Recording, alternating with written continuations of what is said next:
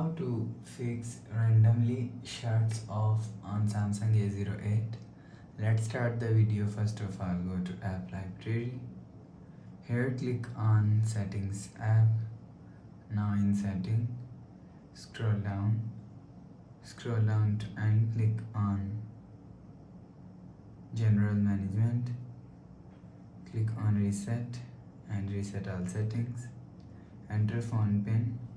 Click on continue and click on reset. You will see your problem is solved.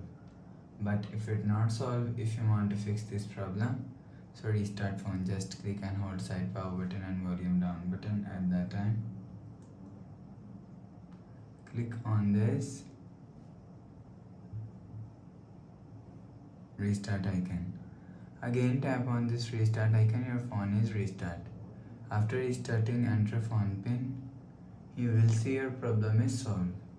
But if it's still not solved, so go to app library, click on settings app. Now in setting, scroll down and click on software update. You will check your software update is latest. If it not latest, update your software latest. After update software latest, go back to home screen. You will see your problem is solved. So please subscribe for more new latest videos. Thanks for watching.